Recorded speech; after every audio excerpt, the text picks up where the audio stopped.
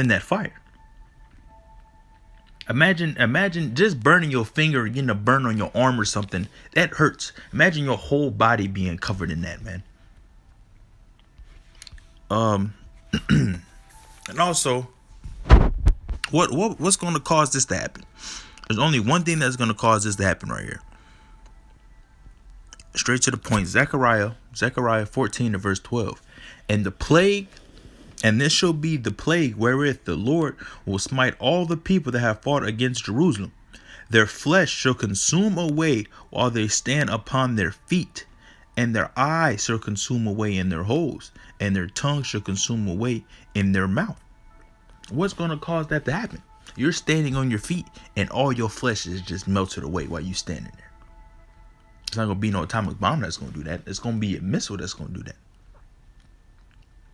It's a mighty bad judgment right there for you to just be running or whatever the case may be, because we know it's gonna be all hell coming breaking loose still until the very end. You running, next thing you know, a missile comes, and you running, you stand there, you in place, and missile comes and it wipes everything. Your flesh is going to be gone in a matter like quick.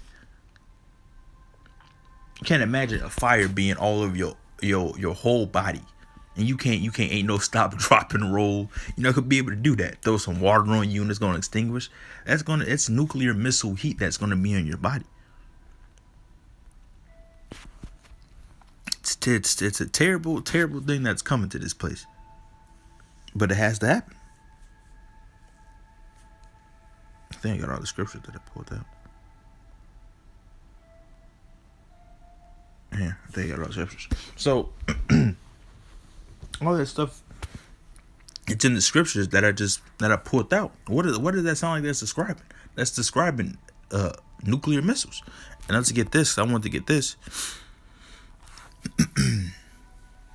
Because in the middle of all this happening, what's also going to happen? It went away. Let me pull it back up. I'm going to pull this out. 2nd Esdras chapter 13. I'm going to start at verse 1. And it came to pass after 7 days, I dreamed a dream by night, and lo, there arose a wind from the sea that it moved all the waves thereof. And I beheld, and lo, that man waxed strong with the thousands of heaven. And when he turned his countenance to look, all these things trembled that were seen under him. What was that talking about? It's talking about Yahweh and the angels. And whensoever the voice went out of his mouth, all they burnt that heard his voice, like as the earth faileth when it feeleth the fire. And it's going to go on. Edges are going to go on to explain that. And after what it's talking about, and after this I beheld, and lo, there was gathered together a multitude of men out of number from the four winds of the heaven to subdue the man that came out of the sea. But I beheld, and lo, he had graved himself a great mountain and flew upon it. And what is that mountain? It's talking about the chariot. But I would have seen the region or the place whereout the hill was graven, and I could not. And after this I beheld, and lo, all they which were gathered together to subdue him were so afraid, and yet durst fight. And it's talking about these other nations, Esau and all the other nations, because they're gonna stop.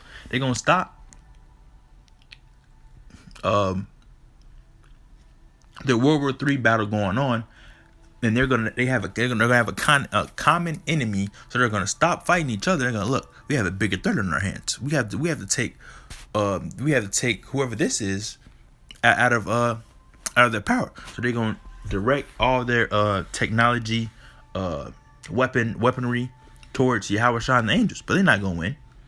And you, man, when you read this scripture, for me, I can vividly see them doing that. Here it is, they in the middle of fighting, And next thing you know, there's no like in movies and TV shows and stuff, when they have a common enemy, they always the enemies gather together to get rid of the common enemy. But when Yahweh comes back, every eye is gonna see him. The chariots are gonna cover the whole sky, man.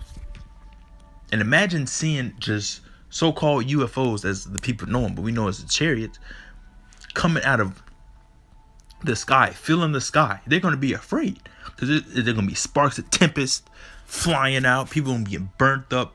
Person might next to him, they might be showing the little ARs at it or whatever the case. Dude next to you get burnt. He gets hit with one. He's turned to dust. They're gonna be be pissing themselves. They're gonna be shaking. They're gonna be scared, man. But they gonna fight because the Lord's gonna put them on that spirit to fight back.